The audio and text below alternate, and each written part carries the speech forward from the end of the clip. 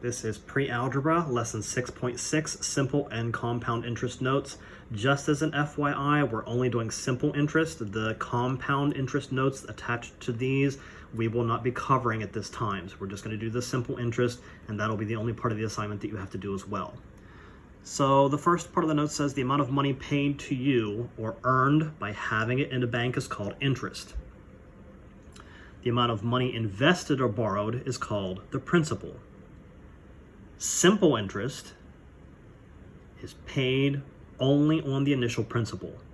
So you have a formula here. I'll pull this out so you can see the formula. You have I interest equals P principal times R, which is the annual interest rate. So R is rate, written as a decimal. So if they give you percent, change to decimal. Remember, move 2 spaces to the left. T is time in years. So that's a really important part right there. You have to express it in years. Sometimes they'll tell you numbers of months. You've got to change months into years, and we will practice that as we go through the lesson.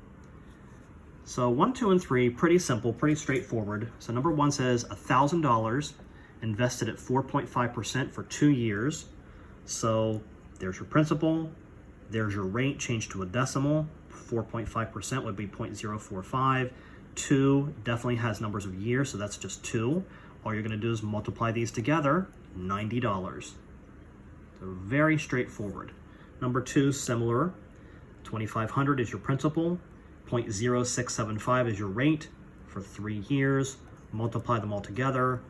Don't forget to round if you need to. $506.25. Number 3 has a twist because it's given in numbers of months. You're going to have to sit and figure out with some of these questions how many months or how many years is that number of months. So this is your principal here. 6% or 0.06 is your rate. 42 months is actually 3.5 years. If you need help with that, do some online research, find some websites that are going to help you change months to years. There's 12 months in a year. So 12, 12, 12 is 36.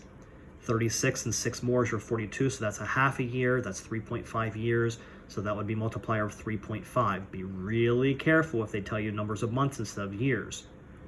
So multiply all together, 472.50. Number 4, 5, 6, and 7. These are a little more complex, and I'll slow it down if I can here. Here's your investment, $2,400. Number of years, 5. You're finding the interest rate, so that's going to be your X. Now, where does this number come from? Let's talk about that. So over here it says you're making $920 in interest each month. There's 12 months in a year. Multiply that out, 920 times 12, 110.40 for the entire year, because you are finding the annual. There's your key right there. You're finding the annual interest rate. So there's where the 110.40 comes from. That is your interest that you gained over the year. So 110.40 is equal to your principal times your unknown rate times your time of 5 years. I multiplied these together, got 12,000. Divide that over to that side, so 110.40 divided by 12,000 is 0.92%. Yes, it's a decimal and percent at the same time. That is allowed. Number 5. You put $500 in the bank for 2 years. So there's your 500, there's your 2. You're finding the interest rate, there's your X.